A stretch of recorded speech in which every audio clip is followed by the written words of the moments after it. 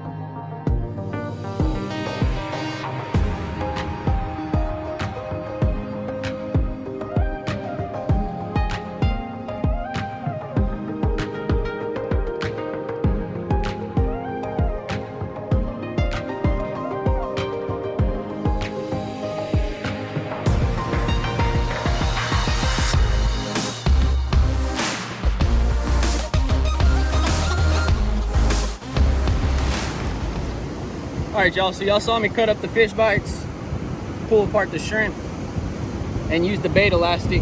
Let me go show you how we do that.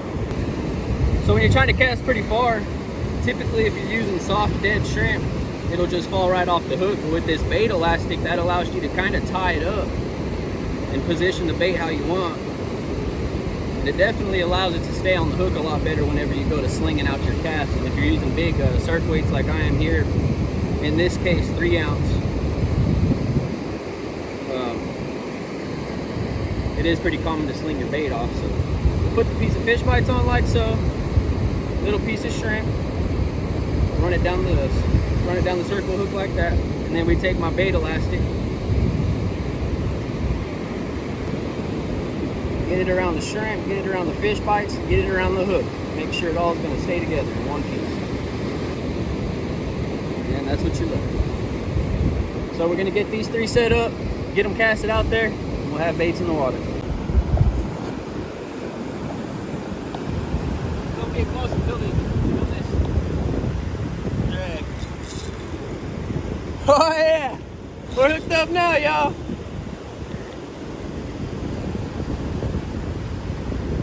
Oh yeah. Oh yeah. Ooh, he's running! Woo-wee.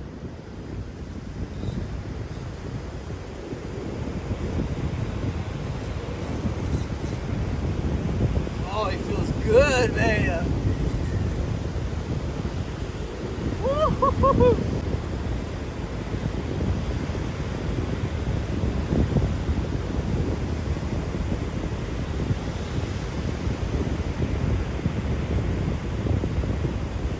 Pomp, what do you think? That would be nice, but I'm thinking drum. I don't think it's a pomp. I'm gonna say black drum, It's heavy, like. striped still, not a big ugly.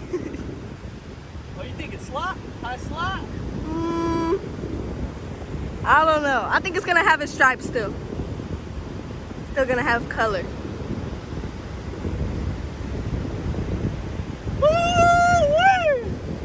Want to make sure to keep that rod bent at all times so that hook never pops out of the mouth.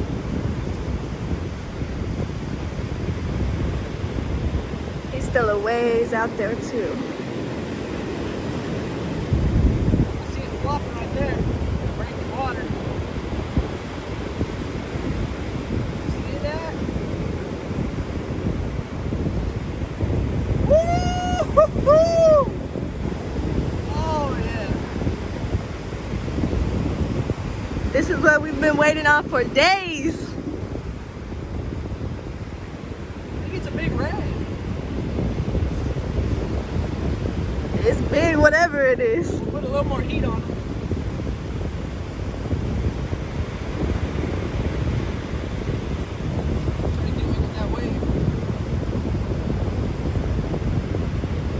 coming.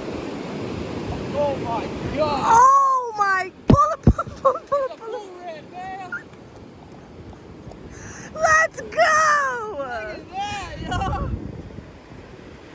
We got us a big one! Woo, cover the mic.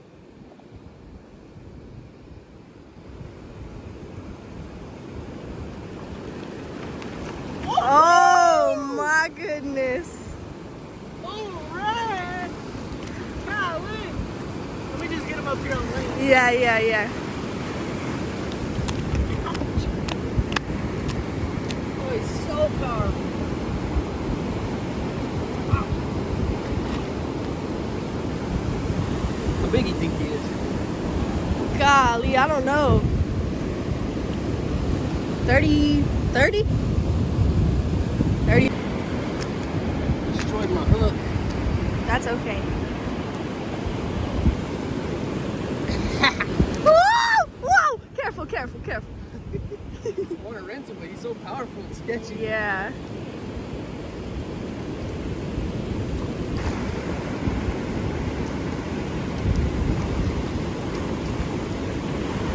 Oh God, hurry, hurry, hurry. Hurry.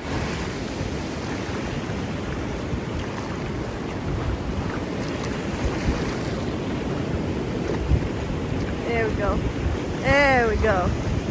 Look at that fish, guys. Beautiful bull red on a Pompano rig, not too deep either, probably about second gut. And he's beautiful. You get some sideways photos? Yeah. All right, we're videoing. Baya's gonna go ahead and release this beautiful bull red right here, guys. Man, he's a great fish. Just hold him for a little while. Yeah, hold him right here.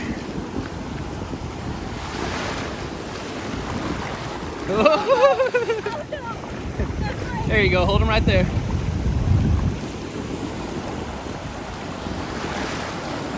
Whenever you're ready, bud.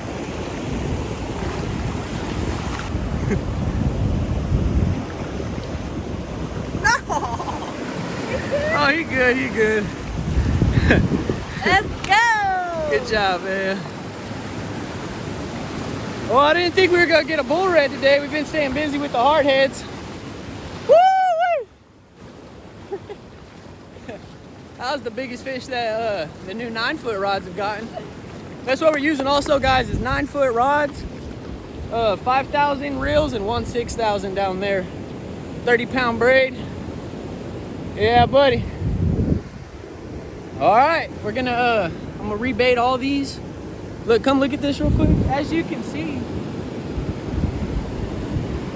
the elastic is holding good even after it's being recasted and catching hardheads. It's still holding on nice, so we're able to conserve a little bit of bait and not just keep losing our shrimp and fish bites just because of the hardheads. And we're still able to have good bait soaking like that, because that one's been out there probably 15 minutes and we just doubled up on hardheads, me and Bea, so we were getting these hardheads released. And I was checking the rigging on them, making sure they're good to go to get them back out. Next thing you know, that one just went screaming. And hope you guys are enjoying so far. You can drag where it's at. You can drill that one. Okay. So we just got another hardhead here. And this one dumped over with actually a little bit of drag pull, so we're gonna think that it's gonna be nice. Here, hold on a sec. All right, just a little. Since he was running, in case it does have a little bit more of a weight to it, or a little bit more size. Could be Pompano. Could it be? Could it be a red? Could it be a black? Could it be a trout? Could it be a giant hardhead? Who knows? He's still pulling a little drag when he wants to every now and then, so that's always a good sign. Drag pulling. Hardheads and whiting don't usually pull no drag, but just because they're not strong enough. I don't either. It's a Pomp, Bea!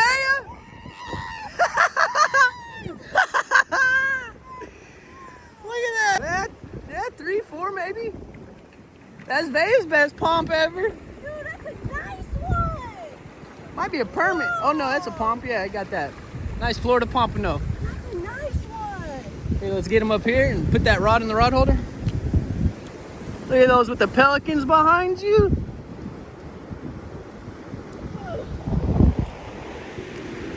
No! Dude, that's a big one. Best place to grab them is right here. And just, you'll find a soft spot and squeeze them. You want me to mess with them? Yeah. Here you go. Trade me. Oh, that's the biggest pompano, I mean, I've ever seen caught with me, so Vea done got the PB. Let's go. Beautiful. Oh no, oh no. What a beautiful pompano. Now, if you're not familiar with Pomp,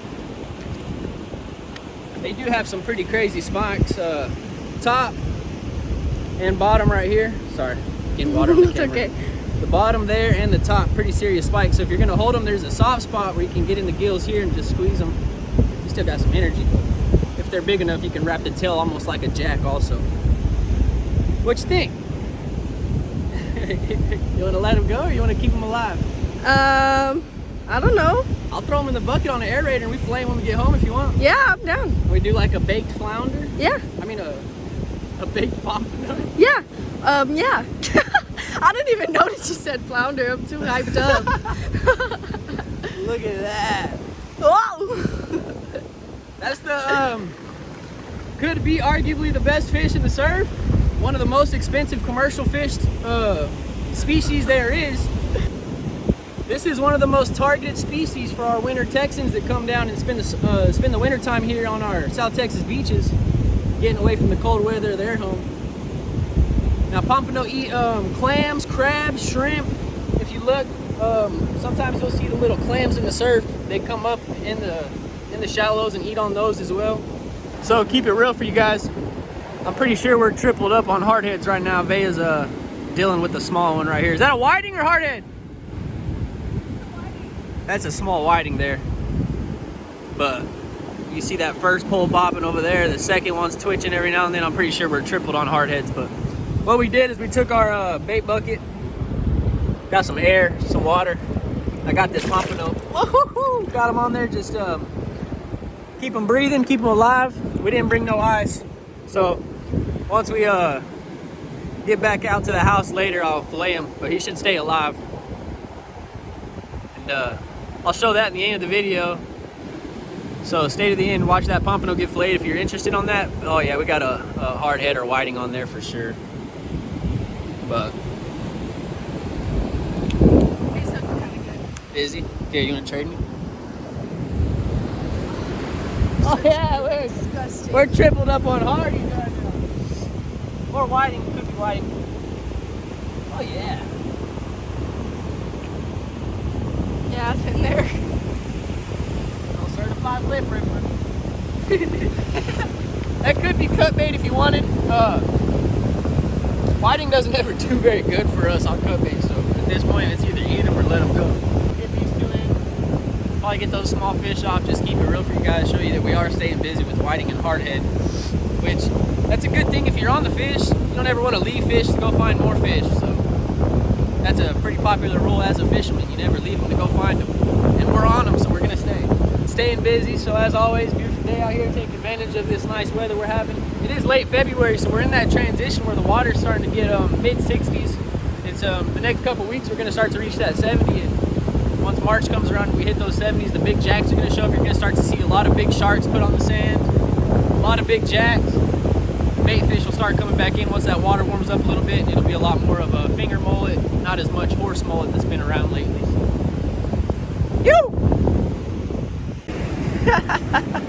We're pure chaos out here, y'all. Vea just released the hardhead off this one, and this one doubled over and slacked out, so we're assuming it's gonna be a little bigger because he was able to get that anchor weight free. Hardheads typically can't pull that anchor free. Hardhead. Now, just to show y'all how busy we're staying, there's another fish on there. Hardhead. Just got another hardhead off of this one. So, we're staying busy out here, that's for sure. And a couple good fish every now and then keep us excited. Fingers crossed it's a Pomp. Let's go!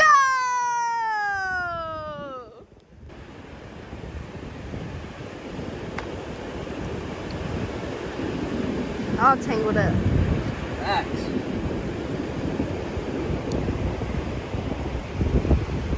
Fishing, shrimp and fish bites.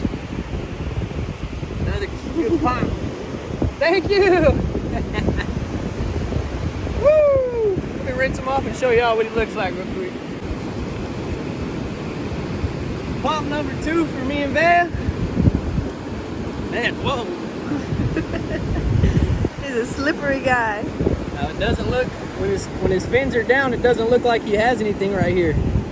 But they go all the way up, and once they come out, they will get you good. Man. Let's go put him in the cooler real quick.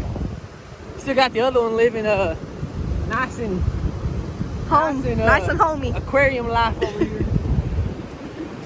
Look, he's laying on his side, but you kick the bucket. Whoa, watch out. You got a buddy now. Look at this, y'all. 2 beautiful Florida Pompano. Woo! Let's go!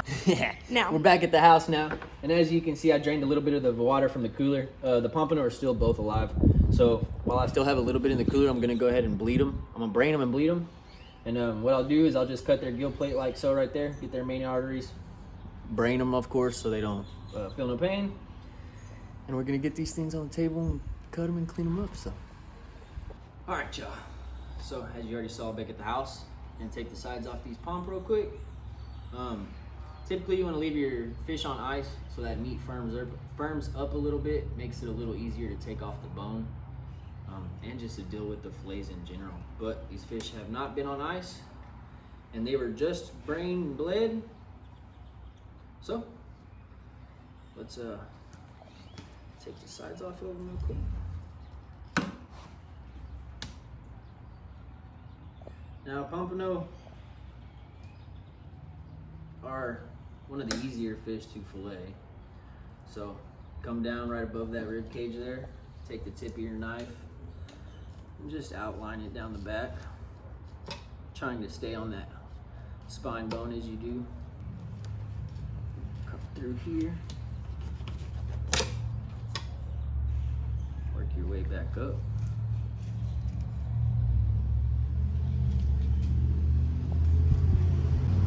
Wipe your knife off, keep it clean. Once you get it separated from that backbone, and you can take your finger and lift up on that fillet and just start working back and forth on that backbone. Come up through here, you'll feel your pin bones, and then you cut through those. And you can see here, you'll get right on top of that rib cage. And you just want to keep working with your knife aiming down. Right over those ribs. And there's one good Pompano fillet. As you can see, I got a little low right there on the belly.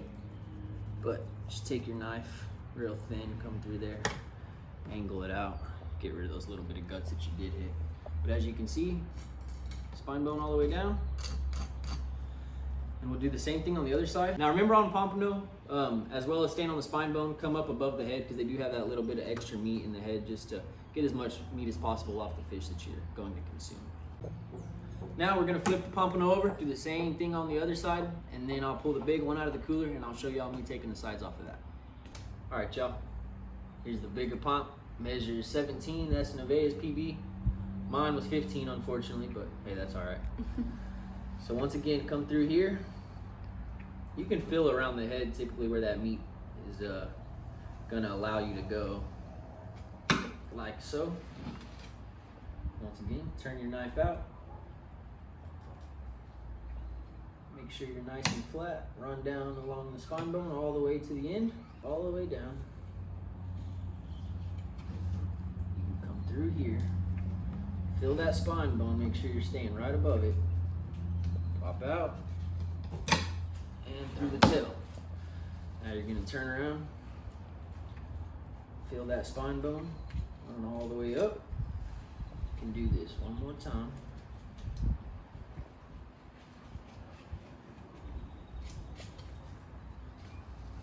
Wipe the blade, turn back around. Whoa. Come on this side of me real quick, man. I want to show you guys what it's gonna look like once you come up and down and get it to the spine bone.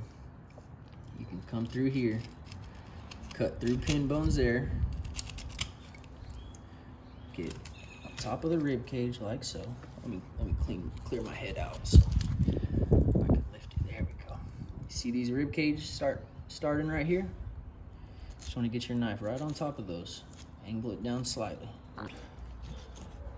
Now, make sure you're getting. I'm missing some meat here, so let me come back and correct myself.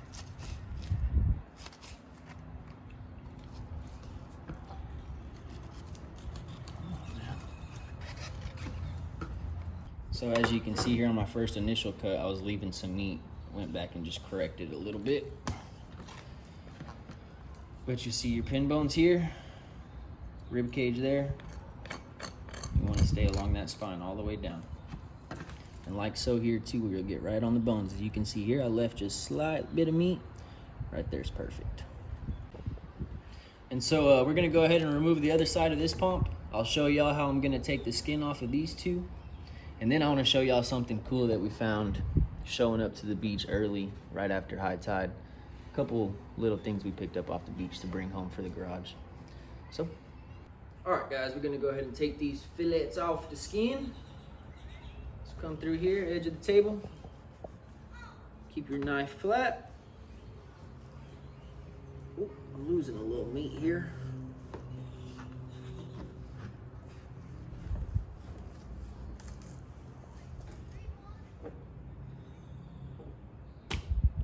Bam! But as you can see, same as all the other fish, the closer you get to the skin, the more bloodline you're gonna have on your meat. So if you stay a good ways off like so, you're gonna be left with nothing but clean white meat. And as you can see, we've been constantly wiping our area and keeping it clean. Just not trying to get any of the other juices, blood, or water from the cooler on the meat to have the meat as dry as possible. Not touching any water before it goes to the pan. You can cook pompano on the skin.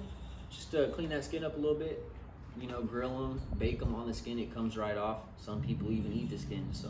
Yep, let me do one more for you real quick, and then I'm gonna show y'all what we got from the beach that could have washed up from who knows where, or it could have washed up from 10 miles offshore from a boat that lost it last week. There's no telling where it came from. Once again, well, I did leave a little bit of skin on there, right there on that one, but you can just come in here, depending on how sharp your knife is. This one's not the greatest, but come in like so, just run right along the skin. Real simple like this. Get rid of the skin. And you can go through there, cut the bloodline out, feel for any leftover rib bones that you left, feel for pin bones right here, which most fillets are still gonna have because you cut right through them. There's no way to get around them like the rib cage. So, come through right here. Put your knife on those pin bones. You'll be able to feel them if you're right against them. So come through here. Got the neighbor's serious baseball game going on over there. If somebody's cheating, I don't know. But right there, feel for any rib bones. Your pin bones will be in the middle of the fillet. Pin bones will be here. Rib cage will be on the bottom side like there. So once you remove your pin bones, you're left with a boneless, skinless fillet. Perfect white meat, ready to be cooked however you want to do it. Now, let me show you what we came up on today. So I'll try to explain a little bit of what I think was going on. This could have been somebody's shark float that they just made up real quick. As you can see, it's got about 400-pound mono, 4 Coca-Cola bottles, some rope, some about 300-pound mono holding those together, and a cool little float.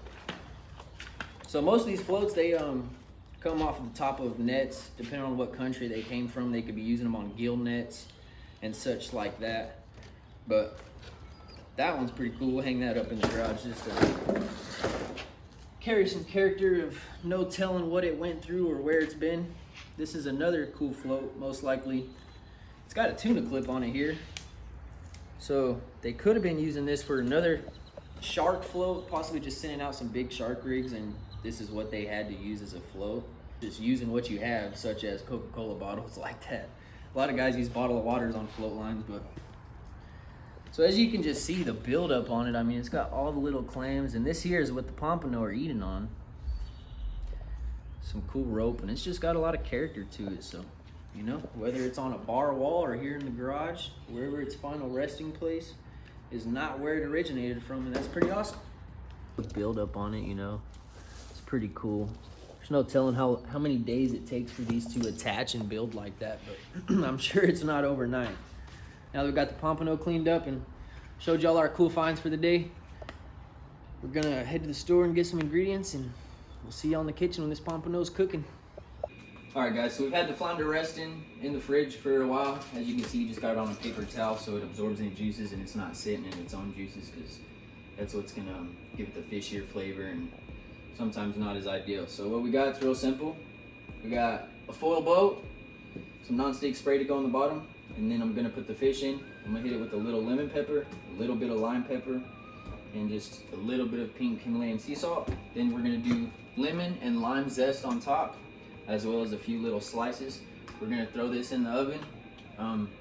Probably let it cook about 400 for about 15 minutes, and then we'll check it and see what it's like there.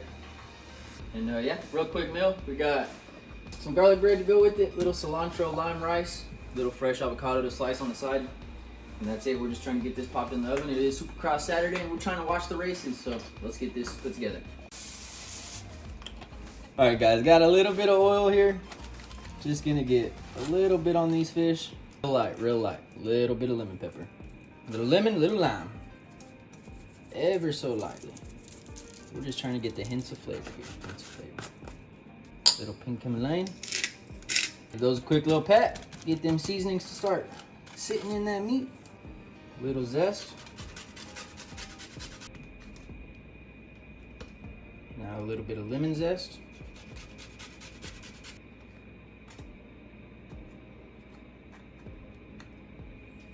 Some small pieces of butter.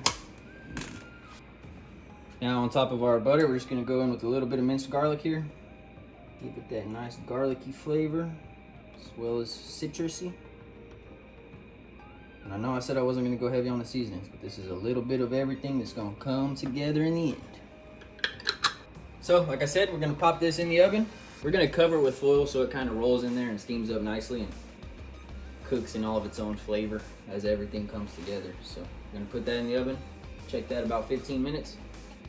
I'll show y'all what it looks like when we're done. We're just gonna get back to watching the races.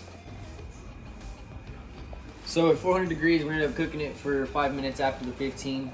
Did the flake check on it with a fork, give it a little twist, just make sure it's falling apart.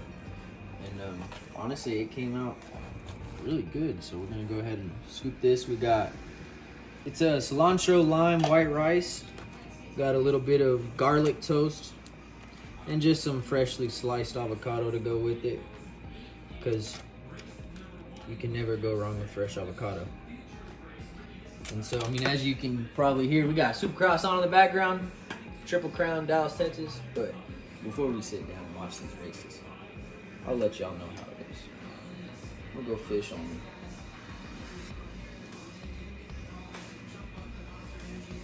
Wow.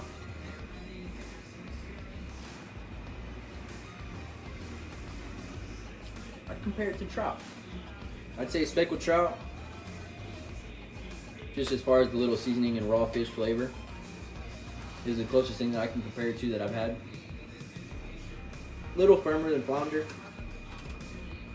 but absolutely delicious. And overall, a good day on the surf. I appreciate every single one of you for watching this video, and all the new subscribers. I want to thank you. We're getting real close to 1,000, so hit that subscribe button and follow the journey. We'd love to have you here. But we're gonna sit down, like I've been saying, watch these races and have a good dinner. And thank you once again. And that's all we got for this one. I'll catch y'all on the flip.